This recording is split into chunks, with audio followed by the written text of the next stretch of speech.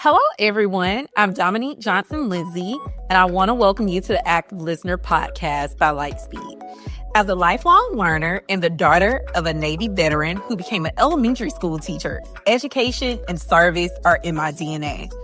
This foundation, paired with my love of technology, led me to these conversations with remarkable minds shaping the K-12 landscape. Join us as we amplify these vital voices and explore how active listening remains foundational to educational excellence. Whether you're an educator, administrator, or someone passionate about the future of education, there's something here for you to learn. Welcome, everyone, to the Active Listener podcast. I'm so excited to be back for season 2. So today I have a very special guest joining from Massachusetts, which is one of my favorite places. We have Leo Brehm joining us from Dighton, Rehoboth. Also, he is a Medfield School Board member and a background of over 2 decades leading technology efforts. So anything from director of IT to CIO, right? So before we get started, Leo, I would love for you to just introduce us to yourself and give us any background that I may have missed. Sure. Thank you. Yes. Thank you, Dominique. My name's Leo Brehm, and I am the district business administrator here in Dighton, Rehoboth. But most of my career has been a school CIO or something in the technology realm of schools. I did a short little stint in ed tech, and then more recently, I'm stepped in as the interim president of MassQ. So if you're familiar with Massachusetts Computer Using Educators, or been to our event at Gillette Stadium. That is an organization that needed a little extra help, so I've been stepped in for the next 6 months or so. And I do serve on our school board in Medfield, which is a nice little bedroom community just outside of Boston. And thank you for having me today. Yes, I'm so excited to dig in with that much experience. I have so many questions and so much to talk about.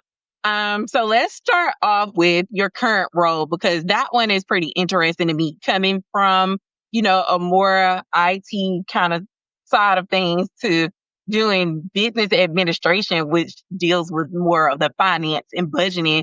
So talk to me about how you kind of see this role now, where you have to kind of balance the two. Like, what's happening on the other side, but you also now understand that, there is a budget and we have to kind of stay within those realms. Yeah, I think it's been good that I have a lot of practitioner experience, so that when we're reviewing the budget or, if decisions and prioritization comes up, I think I bring a good lens to prioritizing the right things, with the rest of the leadership here. There's a lot of interest, obviously, to sharpen the pencil, if you will, I think is the term used when we want to trim the budget down, but making sure that we have strong teaching and learning in front of students, and that we're providing for the students what they need and meeting them where they are is paramount. Now, my background around technology, obviously, I can, I have a good lens on how technology can help that and streamline that. But again, maintaining the balance and making sure that we have strong educators and we're supporting educators appropriately, I think is one of the things that I bring to the table. And it's been interesting, being in charge of the budget. We have about a $54 million budget coming this year. And most of that is for our staff and, making sure that the staff are happy and supported so that they can focus on what's really important, which is our students. I love that. And that makes total sense. I feel like that has been such a topic of conversation as far as, not being too focused on any one side of things. We're not too focused on innovation and not on teachers, or we're not Right. too focused on students and not on innovation or that kind of thing. So like trying to keep it all balanced, definitely the sweet spot. And obviously I think everybody kind of, I won't say struggle, but they just work to figure out what's the right mix for their school district. So that makes total sense. 100%. Yeah, the innovation side does help out, right? It can help bridge the gap sometimes, and I know we're here with Lightspeed, and Lightspeed plays a large role in that in many of the districts I've worked in. And, they've, saving teachers' voices. Out of all the technology I've implemented in my career, I would say that the the voice lift technology in our classrooms has been the most used and the most widespread across all the districts I've worked in. Wow, that's so interesting to hear, just knowing how much technology is kind of implemented across the board. Obviously, there are things that the kids use specifically, or there's things more related to like the school itself. And so to hear that, that's kind of like really interesting, but obviously makes a lot of sense because we use our voices every day. And obviously teachers use their voices every day. Well, and that's part of it, right? It's the blend too of that delivery, right? So, it was happening before the pandemic, but the pandemic definitely focused on the idea of good digital curriculum, right? And with digital curriculum, as we know, there's a lot of video used, right? There's a lot of multimedia. And, back before we started really thinking about it, teachers would attach those little desktop speakers, to their computer and have that to play whatever multimedia was in the classroom. And that audio was terrible. You'd hear the rattling of the speakers and they wouldn't work right. And then occasionally you would see something called a red cat that would show up in a classroom or an FM system, right? And it was good for picking up the voice lift. And, at some point, one of the things I said, why can't we connect this to the computer somehow? And, working with your team in one of my districts, we started doing that in every classroom. So it's become part of my design in every classroom, particularly if we're building new buildings, to build that in. And now, post-pandemic timeframe, the role of video and multimedia is really just a commonplace. So audio has to be there. But one of the things that we haven't done in some of these classrooms is, taking that into consideration. I think some of the touch boards that you see have okay speakers in them, so it's a little better. But the classrooms that are outfitted with some of your technology that are built right into the classroom, the teacher doesn't even have to think about it. They kind of click on a mic, can pick up their voice, but the speakers all in the ceiling is also integrated with their technology, right? Their computer and everything else. So they don't even have to think about it anymore. And I think that's the part that is really amazing because it just allows the teacher to do their work, which is connect with students and make sure that that content is really reaching learners in a meaningful way. I mean, it was nothing worse when you were even, I don't know about you, Dominique, you look much younger than me, but when we got excited when that gigantic cart rolled in with the television, right? And then because the classroom was so big and they only had a 27-inch television, it would crank the speaker up on the TV and it would rattle. The plastic would rattle as the volume would go. And like the experience was not that great, when you're trying to watch the grainy video on the VHS tape that they stuck in the VCR. And for those younger folks on there, the VCR is what we used to play movies with. So you can see them in museums now. No, that's like definitely like my sweet spot. So I can remember, enjoying all of this and kind of seeing the shift. So I remember going to computer labs versus when we started having computers in our classrooms and stuff. So it's interesting to even think through this. And I think brings up like another kind of thread of discussion. And that's talking about like innovation and kind of keeping classroom, fresh and up to date. What is your perspective, again, just knowing you kind of operate in both lanes now, of what things do you look for when you decide how you want to invest in schools, or like how do you do that guidance, even from the financial side, even if it's not something you're like, oh, I know all about this, but like how do you kind of guide people with the decision making? Yeah, it's a lot about how you're going to conduct curriculum in the classroom and kind of future proof it at the same time. So furniture design, I think, is a big part of that, right? Having a nice big blank space to start with, like your canvas in the classroom, but then how does the furniture, allow you to, for that flexibility for individual work, as well as group work for Socrative conversations, and then how can the technology be, there when needed, right? And there's a new, I'm not sure if you've heard of this thing called AI. I don't think anybody's talking about it at all, but how does that play into that classroom of the future and that design? And I think there's a big part of that has to do with audio, with this shift or return of thinking of trying to remove some of the screens from the classroom because, they're on screens at home. They're when they come to school, we want them interacting with each other. We want them having those human connections with teachers. How can the screen kind of take a side role in that world, but yet still leverage the technology. And I think AI's got to be that piece. All right. And I think a lot of it's going to do with audio, and it's going to be whether it's two-way conversations, the ability to access the content that we know is available just in time without having to go to a screen, where you're asking a question of a classroom assistant or a teaching assistant that's AI in nature, right? And that's going to take some creative technology, some of which I've seen from companies like yourself, right? There's a classroom technology where the speaker kind of breaks off and goes with the groups. And I think that there's going to be something to that in the future. And so as we're designing new classrooms, we have a new elementary school project here, actually, and in the town where I live.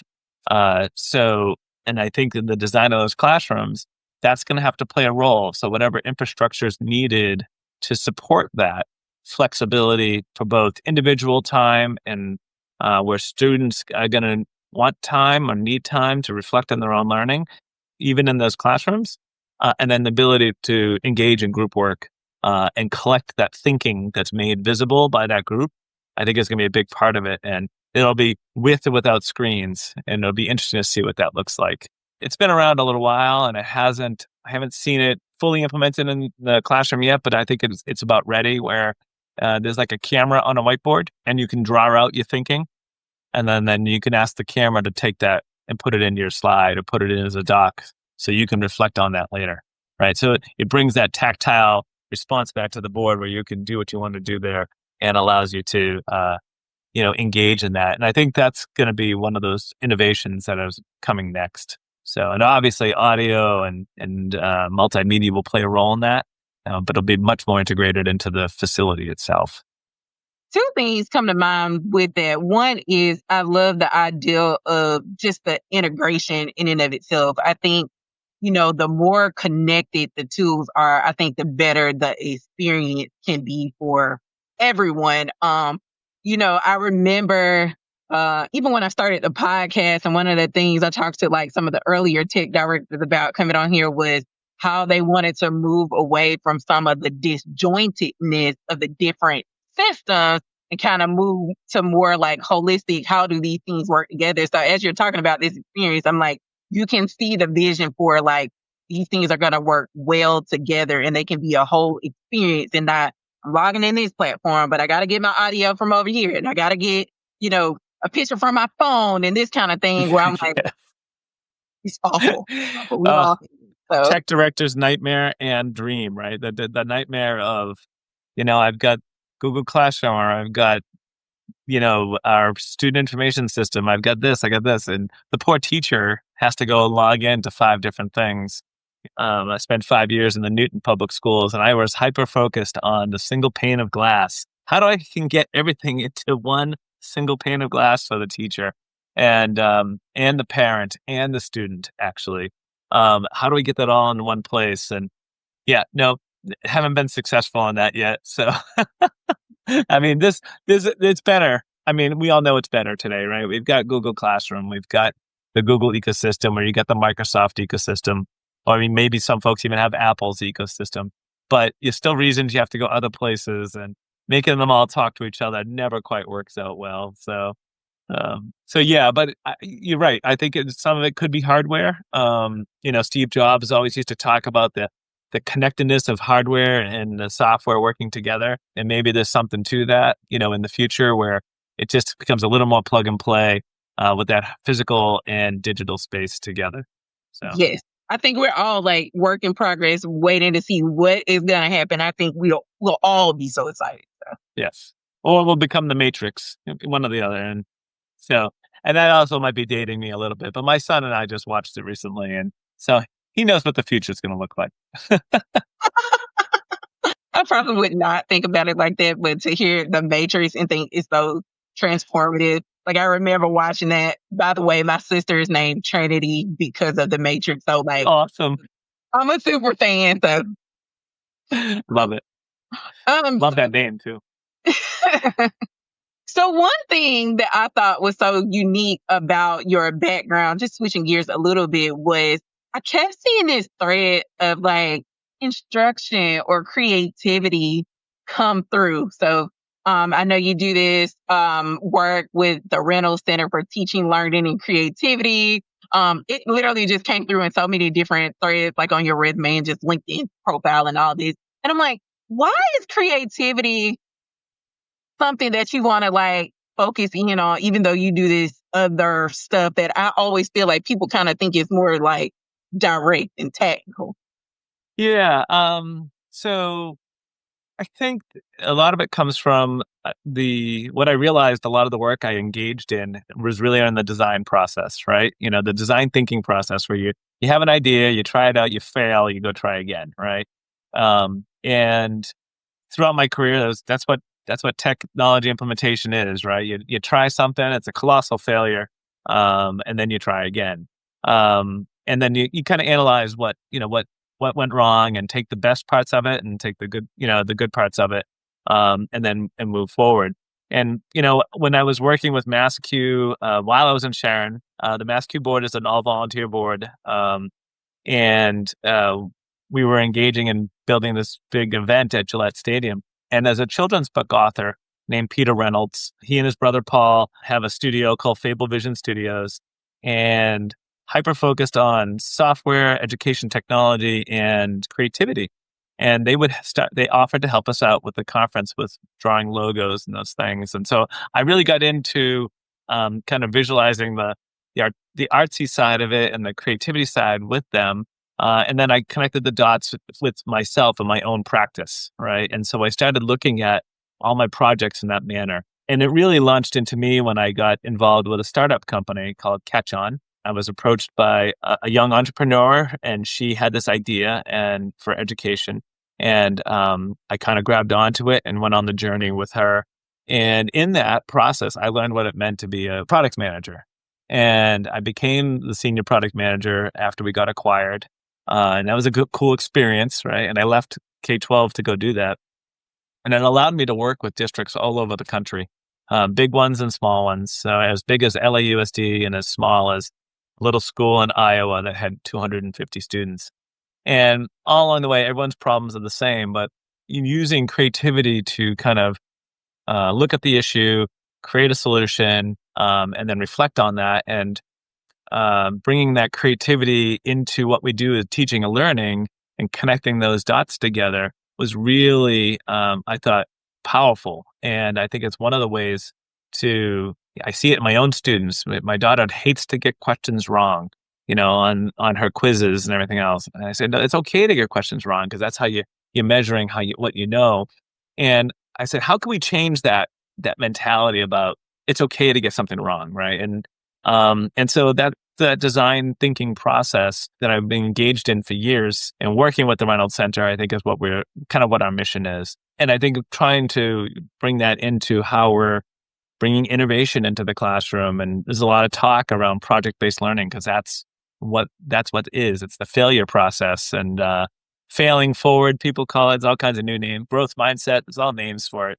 But it really comes back to that design thinking process, and that's how technology is created. That's how we advance it, and that's how we advance knowledge and human knowledge. So I guess that's where that comes from more than anything. I love it. And I think that's a unique way to think about it. Because as you stated, I'm kind of like that too. I hate getting things wrong and it's so cringe to start things, but that is the only path to learning. Like it really is. You feel like other people don't have that path, but it's the only path. Yeah, you have to. Yeah, and kids, and myself included, so I can reflect on that, and maybe you can too. Like, we hated to get something wrong. I think maybe we should stop using red marker to mark things wrong too, right? Can we do like blue, right, or green or something? Yeah, look at this, something like that, because I think there's this mentality that we connect with, and that students don't want to connect with being wrong. And you see it in society a little bit today too. People are really afraid of being wrong, and it's okay, right? It's okay to be wrong, and it's okay to learn from it and move forward. That's what makes us human. Well, talking about learning from something, what do you feel like you learned from your experience kind of going into the private sector and then coming back? Because as someone who loves K-12, my mom is a teacher, I love school. I'm literally always in school for some certificate or something like that. I always think about the people on the other side, and I feel like it's such night and day experience. It So is. yeah, what you brought back and just what the difference feels like to you. So, it's funny you should say that. One of the things I think that the business world has started to grasp is the idea of thinking and problem solving outside of the 9 to 5 hours, right? So you're kind of always on, at least if you're really passionate about what you do, you're doing it anyway, right? And I think unfortunately teachers don't always have that luxury when they're interacting with their students. So I think that's a big difference I see. Like you get 6.5 hours a day with the students directly. You don't have them outside of that time. There's a lot of pressure to squish stuff into that time. And I think that's some of the learning I did is how do we, again, I always thought technology would allow us to stretch that learning outside of that 6.5 hours. And I think one of the growth areas for us as an industry is how do we really make that happen? And I think the next generation of technology could do that. Or maybe that's where AI really steps in, right? Where AI kind of sits with you after hours and you block off the time and schedule it for students so that it can re-engage with that learning that happened during the day. And then maybe ultimately it might kind of shake up the scheduling process of teaching and learning in schools. Because today we still are kind of really connected right back to that one-room schoolhouse, right? You went to the one-room schoolhouse in the morning, you engaged in learning with the teacher, you took lunch when you went home and maybe did some chores on the farm. Then you went back in the afternoon and did some more learning, and it worked around, your agricultural schedule. And then you took that one-room schoolhouse and you multiplied it, right, into schools that we see today. And as a result of that, we have this mindset that that's when this is going to happen. And I think that's going to be the next innovation, right? And technology will play a role in that so that the things that happen that currently happen at 6.5 hours, how does that happen at different other times when students are ready to engage? School starts here at 7:15 in the morning. That's really early. Like I got to say, that is early. And I know when I was in high school, I pretty much knew I was going to sleep through first period no matter what it was. So I don't think I was ready to engage in the content at that time. And it probably had a negative impact on my performance. So in my hometown, actually in Medfield, we're changing our start times for the high school, middle school to 8:30 in the morning next year. So we'll see how that benefits our students. My children are not happy about it. And they personally blame me. But I think it'll be interesting to see how that has a positive or negative impact in that process.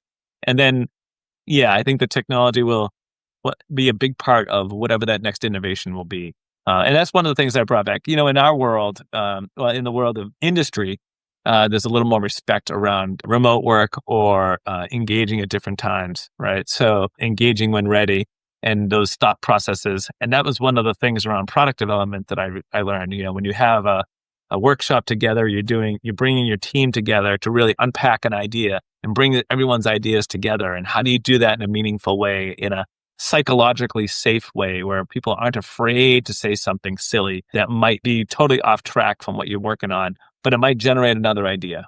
So, and I think that's what we really want to bring into the classrooms. That's what we really want to do. And I think it's going to require us taking a page out of that design process in the industry and bring it into schools.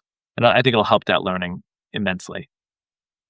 Absolutely. I can believe that. And I'm definitely a asynchronous kind of person. So I just want to get it done when I work best. So it's funny you talk about getting up in the morning. I'm such an early riser. I will start my day at 3 a.m. and I'm like, I just want to get up and get it done. And then in the afternoon, I like to read and look at webinars and that kind of stuff. So like that ideal of I'm here, I'm getting my work done, but these major things that need to be done. And of course, I'm still available for meetings and that kind of stuff. Yep. And so I see the need for that across the board. Like it's so funny because some industries can't, even outside of K-12, they kind of can't do it at all. But I'm like, this would be so nice for everyone because, But I think it's, I think it's the thing, everyone's talking, they're very focused on taking time for yourself, right? Taking time to refocus, the stress levels that we're putting on. I think there's absolutely something to that. I agree. I think there will be some twinge to it. I'm surprised. I'm sure there's some charter schools out there already trying it. One of the areas that we need to grow in as an industry too is taking some of those best practices that are happening in those places and bringing them into mainstream. Yeah, and it's one of our struggles. Implementation is such a big struggle for us. Yeah. So that kind of makes me think about something else though, before I get out of your entrepreneurial tech, background part and move over to the school board part, because I'm really excited to talk about that. What do you think ed tech companies could do better when talking to school districts, seeing that you worked on both sides? Yeah, we need to do a better job of listening to what they need and actually delivering it. So, and it's not always easy. So that was a lot of the learning that happened for me.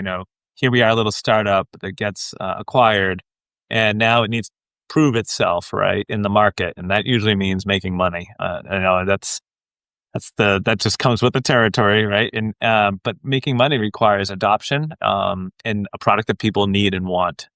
In my role as the product manager, you really got to go listen to what people need and then prioritize. The company wants you to prioritize on what's going to sell more.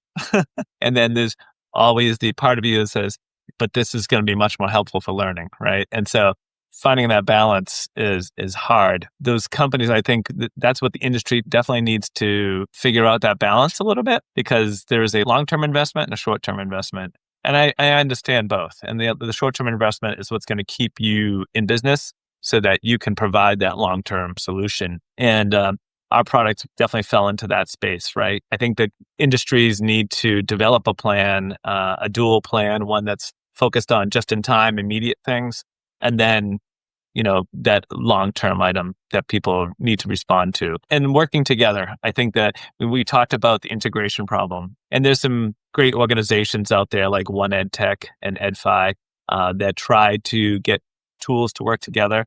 And I think the hurdle is still the adoption of those.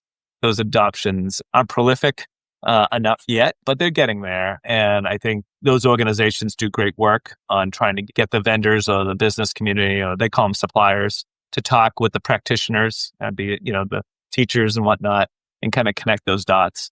And it's something I brought back. I do sit down, with companies, and I say, hey, we want to partner with you on making this a better product for us. And then you can turn around and make a better product for all of your customers.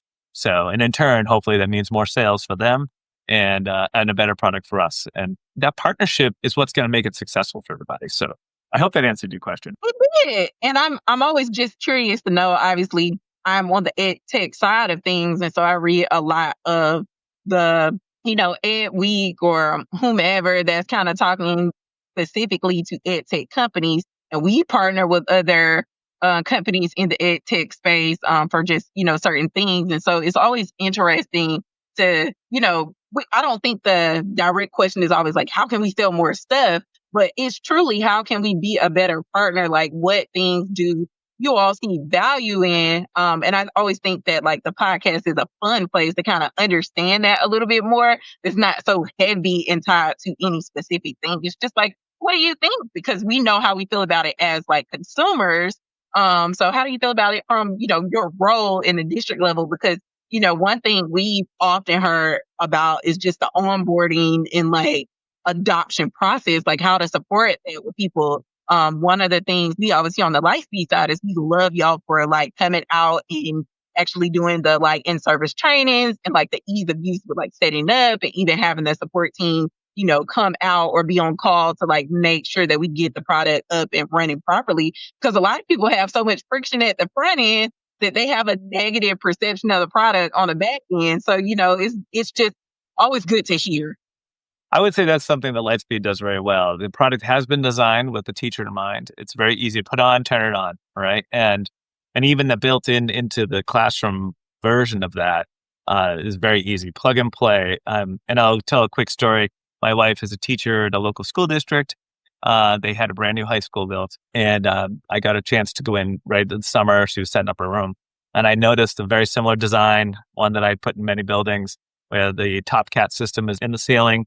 And I said, and she goes, well, how do I get the audio from the computer to there? I said, well, if it's designed like I would have designed it, you'll just plug it in, it'll know, and it'll just play. And sure enough, yep, HDMI system went in, an ultra short throw projector. We put a video on right through the speaker.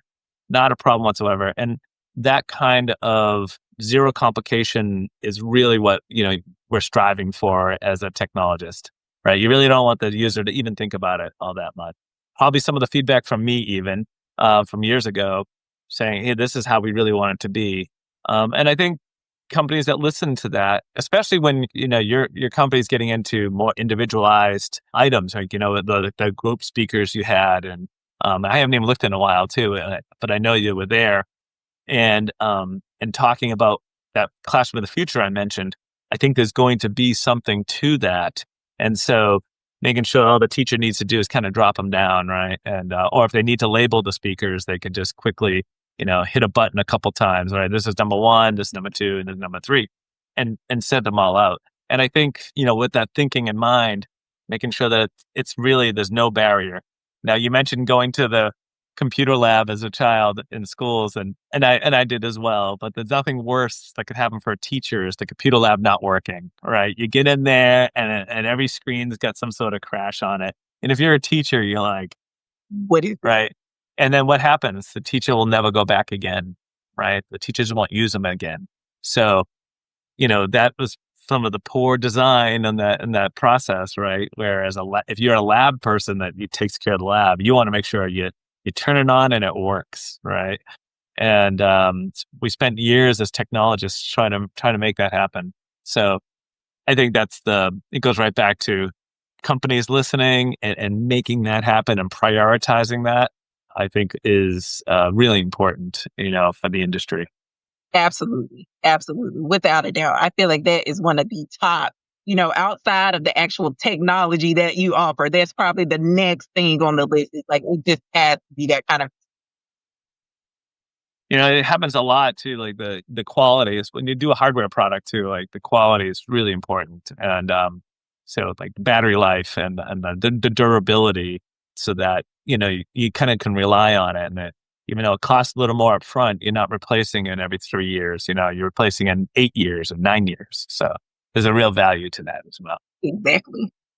So, of course, last part I want to talk to you about, and this is so interesting to me personally, is a person that works in the school district deciding to run for school board because school board, of course, always feels like just very political. And so I feel like people like to work in their classrooms or they like to work on their craft and they say, I don't want to get into politics. So what motivated you to want to be on the school board? Yeah. So I was involved in my startup at the time with Catch On, and I was still working in some other schools, but in my own school, my son was in first grade, and there was 25 kids in his classroom, his first grade classroom, and we kind of didn't know about it. And there was no aide in the classroom, and even though I know that there are classrooms with one teacher and over 30 kids sometimes, and I understand that, I felt really passionate about class size, especially at a young age. And I've worked in some districts that really prioritized it. So I've seen what could be done if you prioritize lower class sizes because you make better connections as a teacher when you have less students to connect with. And, and I know a lot of the people in the industry, and I emailed the superintendent and asked, if I couldn't find the class size policy online.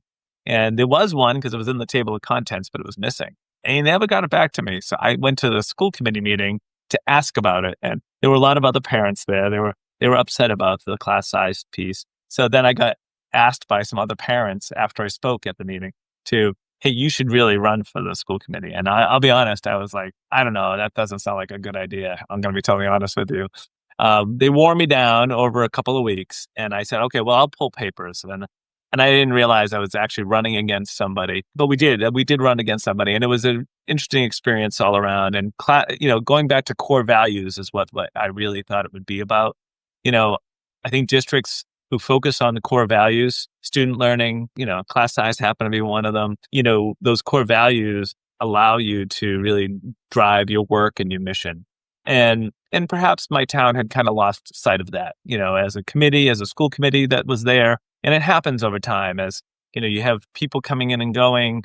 Sometimes you have to stop, reset, and refocus. And districts do a lot of that now with strategic planning. That's what I decided to do. Ultimately, I ended up being successful in my run. And it happened to be the same year I left K-12 to do Catch On full time. So it was a very interesting time. It kept me in the schools. And I was pretty focused on what I really wanted to help the district do. And curriculum was one of the big ones too, organizing our curriculum and supporting new positions to help that. So we supported a new director of curriculum and instruction so that that person could come in and lead that charge in our district. I would say we've made some really great strides in that. I would have to say that we got cell phones out of classrooms this year. So that's a big one, I think, a big success, even though it's got some mixed reviews from students. Teachers support it, though, 100%. And I think we're seeing a lot of student feedback is saying that, it is a little easier to stay focused in the classroom, too. And the pandemic, I will say, was not the best time to be on school board or school committee. That was a trying time. And to make decisions that had such a very large impact, both in my own life and other people's around me and my neighbors. So I think that was a very difficult time period to be in that position. But you also learn what, the best of the community. You see a little bit of the ugly of the community, but all in all, the community came together and really had a lot of support for the schools and our students. And I think that for us, the rebound or the return happened a lot more smoothly. There wasn't a lot of learning gap to cover once we returned. And so I think that was a benefit of that as well. So anything else about the school board? You're There's a lot to talk about. No, so I think the last thing I wanted to ask with this is, what do you think about, I guess, or what would you say to someone about the relationship with like the school board and how they make decisions? Because I always feel like, interestingly enough, school boards are something that most people are so passionate about, because I think a lot of us just know like education is the foundation of everything. Many of us have kids or parents or peers that are in the school system. So it's kind of like the thing that touches everybody, but is not the actual like government. Like it's like this nascent piece. And so I'm saying all this to say, what do you think is kind of that like misconception? Like, what do you wish people knew about people that make decisions on the school board that would kind of like help smooth things? The thing about education is it's very personal for people, right? If there's one thing, you probably bump into somebody. They probably went through a similar experience that you did, right? Going to school. And it's extremely personal. You can probably say, I really don't like your clothes, but where you went to school, right? If you were to comment on that, it'd be very personal, right, to them. So, for people who go, run for school board, I would say 9 times out of 10, it's very personal reasons that they're there because they feel like they can make it better and support it to make it better in their own eyes. I think that because of that personal reason, they bring a lot of that, like the things I bring to the table are around, around classes, teaching and learning in classes. I think everyone brings some of that, and I bring a little bit more because of my profession, about insight, if you will. But, I'm passionate about innovation. I'm passionate about, connections with students. Everybody brings a little bit of that to the table. And sometimes as reasons, they have very specific reasons as well, right? They really had a bad experience with it, and they feel like it needs to be changed. And I think one of the pieces that everyone gets surprised about is how much feedback you get. And it's generally when there's something wrong, right? When everything's going great, people don't generally give that feedback. We get them, but we seldom get the ones that say, just wanted to let you know everything is going wonderful. Or this principle is amazing. We do get it. We do occasionally get those, but most of the time it's, how dare you put a solar canopy in this parking lot near my house, right? Or something like that. I think that's a real one, right? We're getting that one right now about one of our schools. And what I think the things that you do realize is that you can communicate very loudly in your community, and no one's going to hear you until it impacts them in some way. And I think that's probably one of the biggest struggles as a school board member is communication, because here's this panel in my town of 5 people. You've got the largest chunk of audience is parents, right? In a school, in our town, you've got 2,600 students. a couple, on average, 1.8 parents per, right? And you feel like you can get a good chunk of the community that way. And even then, until it really impacts them, you're really not going to get the feedback you're looking for. So you're not going to know if the decisions you're making are going to be successful right away. Case in point, the school start time. People were all supportive of it. Next year, we'll see how that goes when kids actually have to go to it and see how that pans out. So I'd say that's kind of the biggest aha moment, is kind of remembering that, education's so personal, like everybody's gone through it. And recognizing that too, I think is also important, because there's all kinds, depending on where you live and how much religion plays a role in your family. You may have gone to parochial schools or a private school where they've really focused on certain things. It really shapes you as a person and the people you meet. I went to a parochial high school just outside of Boston, but through 8th grade, I was in a traditional public school. I think the biggest difference for me was the different people I got to meet from other parts of Boston, right? The diversity I got to experience, as opposed to my friends who stayed in school in my little town. And I was fortunate to have that opportunity, to do that. But I also had to pay the price for that too. I had to get on a van and drive on a van for over an hour to and from the school each morning and each day. So like I said, it's different for everybody, and I think the school board is the collective of that, right? You're this buffer, and you're this punching bag, and you do have to make decisions that will impact a lot of people that you just don't realize will do that. So you have to have a tough skin, I think. I love it, and it makes total sense what you're saying. I think any positions of leadership kind of sound this way, but I'm like, yeah. I can see it even more with the school board. Like, especially when it's totally unpaid. Of course, yeah. So my last question before we get to my 2 fun questions to end is advice. So, of course, as we're hearing all the time, people are not coming into the K-12 profession anymore, whether they're coming in as teachers or, on your side of things, like the professionals doing the technology or curriculum or whatever. Yeah. What advice or what would you say to people today to encourage them that there's still value in coming to K-12? That is such an excellent question. The thing I missed when I left is I missed the camaraderie. I think there's a different amount of camaraderie with your peers and your colleagues in a school that you don't get. You do get some in the professional world, but I don't think it's as tight a connection as it is when you're working in schools. And you won't know until you do it, right? Until you're working in a school with the teachers, you just won't know. And I worked for 14 years in the Sharon Public Schools in Sharon, Mass. And I felt like I was so connected to that town.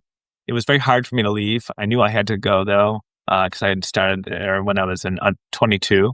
So I really knew I had to grow outside of that. However, I felt the connectedness that I still have today. I've been gone there 14 years now, and I still have connections there that are so strong. And I think that is one draw, because it is a community. It's a sub community in the community, and you become a part of it. So that's one draw.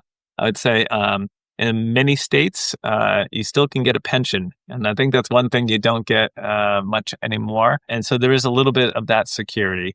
Now, you're not going to get paid as much as you might in the other space, but there is personal pride and satisfaction you get when you see students succeed. And when you're a part of that, and when you're supporting that, even if you're just supporting that teaching and learning, you will see the success. And I had students I made connection with, even though I was in the classroom for a hot minute in my career, but I had a lot of directed studies with students. And those students all have gone off to do great things. You get that sense when some of them come back and thank you, which is, it's even really nice. And it happens a lot to teachers. And I think that's one of the reasons. So yeah, you won't be taking a personal yacht on your vacations, and you may not fly first class, but you get to have some flexibility in your time and your connections, and you are a professional. And I think today we're learning to start treating them more like professionals, the whole learning community. So it's not just the teachers, it's the paraprofessionals. They're going to playing a very large role today, right down to our building custodians and maintenance folks. They all make it all work together. I'm very proud of what they do here at Dighton Rehoboth as well.